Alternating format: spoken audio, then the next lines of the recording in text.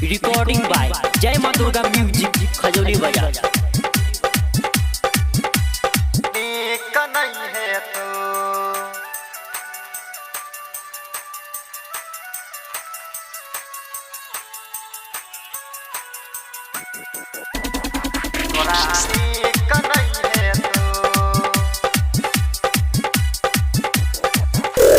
प्यार के ली तोरा सभेल बर्बादी गई छौरी।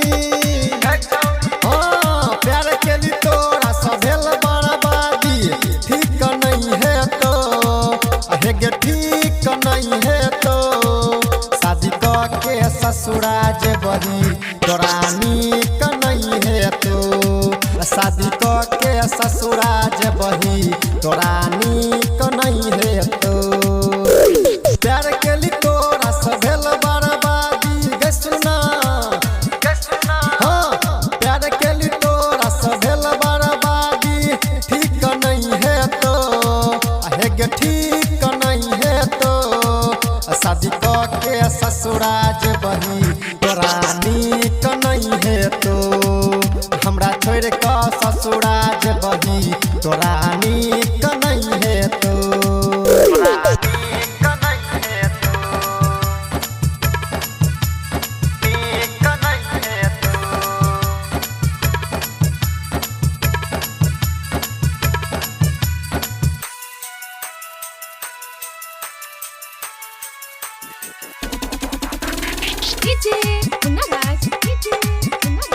रिकॉर्डिंग बाय जय मां दुर्गा म्यूजिक खजौली बाजार। सच कहै छियौ जान तोहर बहुत याद आबैया नहर पर जे प्यार के लिए हमारा बहुत सताबैया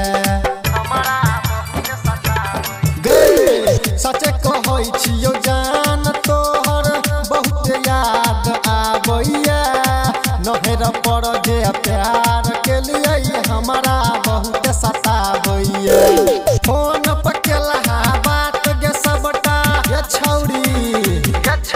हाँ फोन पर केला बात गे सबटा लीक भ जेतो हेगे लीक भ जेतो शादी के ससुरा जे बही तोरा नीक नहीं है तो शादी के ससुरा जे बही तोरा नीक नहीं है तो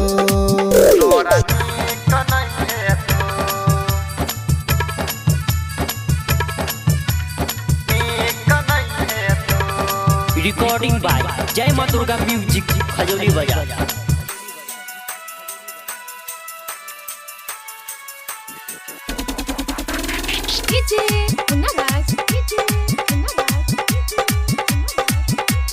गे 2012 में तोरा समंगने रहियो हम की सगे 17-18 बीतिए गेलै बीतल जाइ छै 19 गे।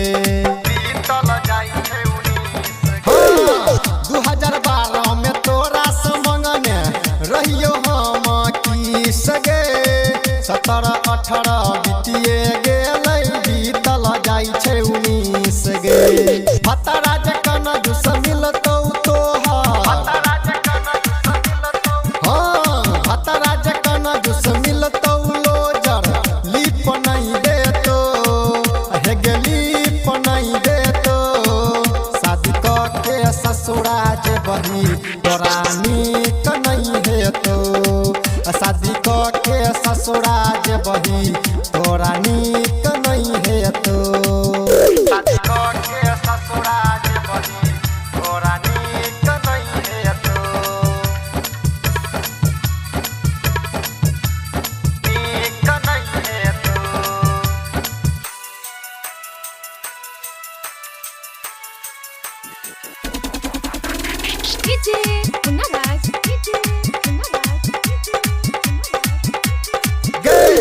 बीके बिहारी राइटर प्रकाश पड़ल छै परेशानी में छोड़ के ससुरा चलिए जबही त कोना जीबै रानी गे। सुनना बीके बिहारी राइटर प्रकाश पड़ल छै परेशानी में छोड़ के ससुरा चलिए जेबही त कोना जीबै रानी गे।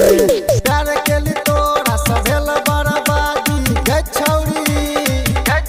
हाँ प्यार केली तोरा से भेल बर्बादी।